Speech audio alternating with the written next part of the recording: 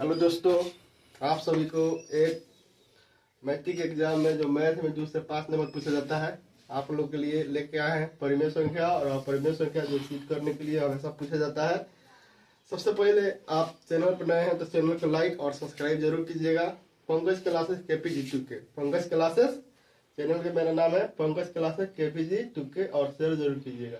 चलिए आज के लिए हम देखेंगे परिमेय संख्या और परिमेय संख्या, जो एक चैप्टर है मैट्रिक के वास्तविक संख्या रहता है, उसमें सम संख्या किसे कहते हैं, उसी संख्या जो 2 से भाग लगने पूरा पूरा कर देता है उसे सम संख्या कहते हैं। विषम संख्या किसे कहते हैं, जो 2 से भाग लगने बस नहीं करता है उसे विषम संख्या कहते हैं।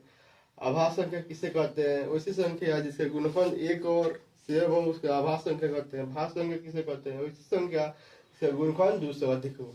इसमें पूछता है सबसे छोटी सम संख्या क्या है, सबसे छोटी सम संख्या, सबसे छोटी सम संख्या 2 है।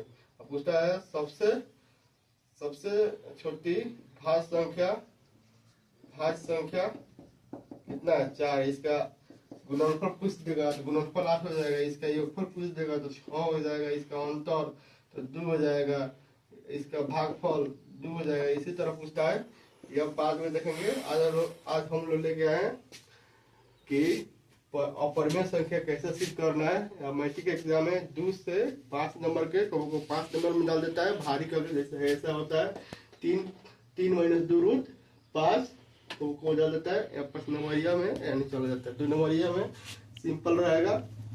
चलिए देखते हैं क्या है। उसके बाद है सिद्ध कीजिए, क्या है, सिद्ध कीजिए कि 3√5 अपरिमेय संख्या। काफी करना है, सिद्ध कीजिए कि 3√5 अपरिमेय संख्या है। यहाँ सबसे पहले आप लोग सोल्व यानी हल, सोल्व को हिंदी में हल कहते हैं, हल लिखिएगा।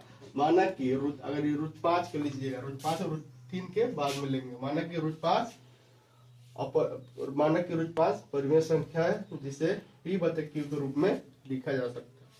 माना कि √5 परिमेय संख्या है जिसे p/q के रूप में लिखा जा सकता है, जहाँ q मतलब एक सआभास संख्या है, एक सआभास संख्या है।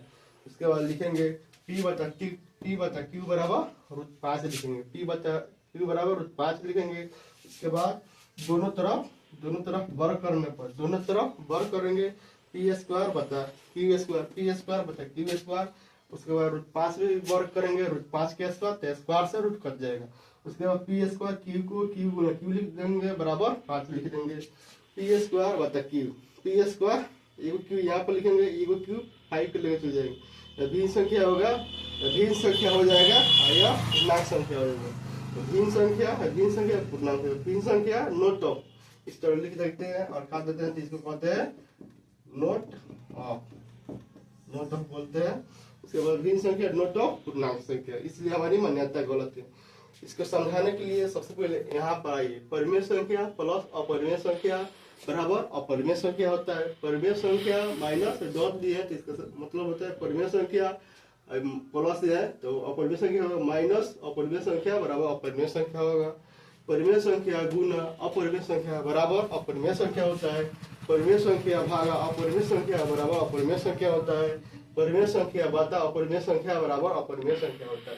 उसके बाद यहाँ पर 3 गुना √5 लिखे हैं तो 3 हो जाएगा परिमेय संख्या, पाई क्या बोले गुना अपरिमेय संख्या, तो परिमेय संख्या गुना परिमेय संख्या यहाँ पर लिखे हैं अपरिमेय संख्या होता है, इसलिए 3√5 अपरिमेय संख्या लिखे हैं। उसके बाद रूट डाल दिए। चलिए आज के लिए इतने ही रहने देते हैं।